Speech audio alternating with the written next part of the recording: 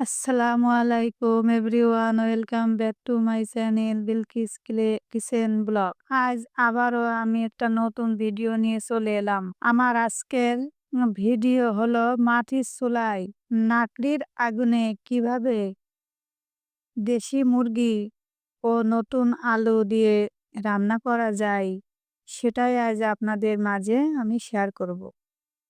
আর মাটির চুলায় এই মুরগির মাংস রান্না করলে মাংসের টেস্টটাই কিন্তু দ্বিগুণ বেড়ে যায়। আর মাটির চুলায় মুরগি না, যেকোনো তরকারি কিংবা যেকোনো পিঠা-আটা যেটাই রান্না করেন না কেন, এর স্বাদটা কিন্তু দ্বিগুণ বেড়ে যায়। তো আশা করি মাটির চুলায় দেশি মুরগি ও নতুন আলুর ঝোল রেসিপিটি আপনাদের খুব ভালো লাগবে। আর যদি ভালো লাগে তাহলে লাইক, কমেন্ট দিয়ে আমার চ্যানেলটাকে সাবস্ক্রাইব করে আমার চ্যানেলের পাশেই থেকে যেতে পারেন। তো চলুন কিভাবে পারফেক্ট ভাবে নতুন আলু ও দেশি মুরগি রান্না করা যায় সেটাই আজ দেখে নিই। প্রথমে আমি এই যে কয়েক পিস মরিচ নিয়ে নিয়েছি। এখন এই মরিচটা আমি পাটাতে বেটে নেব। এখন এই যে মরিচটা পাটাতে এভাবে ভালো করে বেটে নিয়েছি।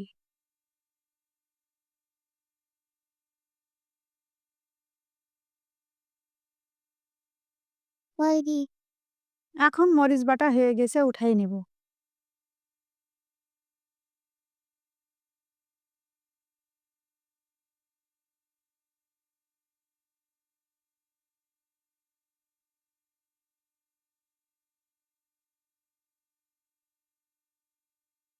এরপর বেটে নেব একটা বড় রসুন, এভাবে খোসা ছাড়িয়ে নিয়েছি। এখন এই রসুনটা বেটে নেব। আর দেবো একটা পেঁয়াজ। রসুন আর দেবো একটা পেঁয়াজ। পেঁয়াজটাও রসুন আর পেঁয়াজ এভাবে ভালো করে বেটে নেব। গ্রামের মানুষ কিন্তু পাটাতে বেটে রান্না করতে বেশি পছন্দ করে। এরা কিন্তু সব তরকারি, মাছ, মাংস যাই রান্না করুক না কেন পাটাতে বেটেই রান্না করে। আর নাকড়ির চুলায় পাটায় বেটে যদি কোনো তরকারি কিংবা মাংস রান্না করা হয়, সেটা কিন্তু খেতে দারুণ লাগে। পেঁয়াজ রসুন বাটা হয়ে গেছে, এখন উঠাই নেব।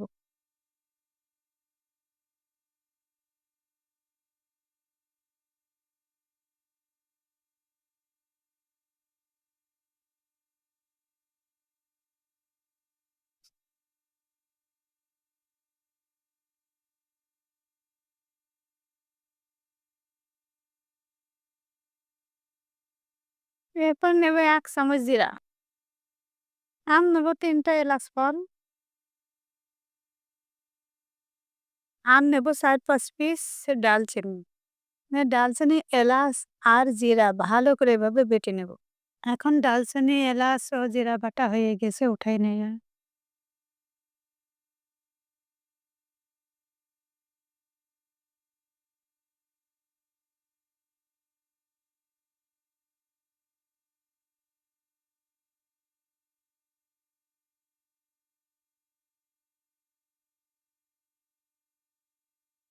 এখন সব মশলা বাটা হয়ে গেছে, একপাশে রেখে দেবো।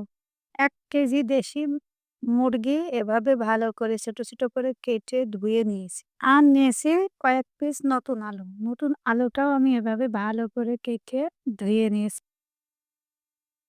এখন চলে যাব চুলায়। চুলায় একটা কড়াই বসিয়ে দিয়েছি। কড়াইটি পরিমাণ মতো তেল দিয়ে দিয়েছি। আমি কিন্তু এই দেশি মুরগিটা সরিষার তেল দিয়ে রান্না করব।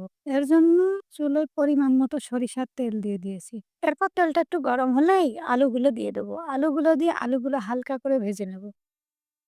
খুব বেশি ভাজবো না, আলুগুলো হালকা করে ভেজে নেব। আর দেবো একটু লবণ ও হলুদ।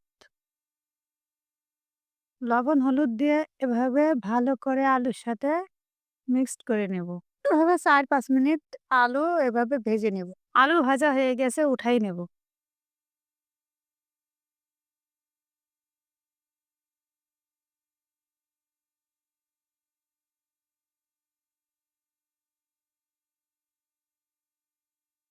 এরপর ধুয়ে রাখা মাংসগুলো কড়াইতে দিয়ে দেব।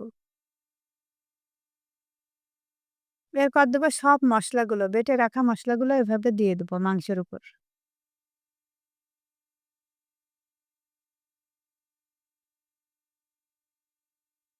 স্বাদ অনুযায়ী লবণ। আর দেবো ১ চামচ হলুদ। পরিমাণ মতো তেল দিয়ে এখন মাংসটা ভালো করে মেখে নেব। মাংসের সাথে মসলাটা ভালো করে এভাবে মেখে নেব। মাংস মসলার সাথে মাখা হয়ে গেলে এখানে অল্প একটু পানি এড করব। এই পানিটা দিয়ে আমি কষায় নেব। এরপর ঢাকনা দিয়ে ঢেকে ১০ মিনিট কুক করে নেব। ১০ মিনিট পরে এই যে দেখ মাংসটা আমার কষানো হয়ে গেছে। এখন আলুগুলো দিয়ে দেবো। এখন আগে থেকে ভেজে রাখা আলুগুলো দিয়ে দেবো। দিয়ে মাংসের সাথে আবারও ভালো করে কষিয়ে নিই। ভালো করে যখনই এভাবে কষানো হয়ে যাবে, তখন এবার ঝোলের পানি দিয়ে দেবো। পরিমাণ মতো ঝোলের পানি দিয়ে দেবো। খুব বেশি ঝোলের পানি দেব না। পরিমাণ মতো ঝোলের পানি দিয়ে দেব। ঝোলের পানি দিয়ে আবারও ১০ মিনিট ঢেকে দেব। ১০ মিনিট পর এই যে দেখেন মাংস রান্নাটা আমার হয়ে গেছে।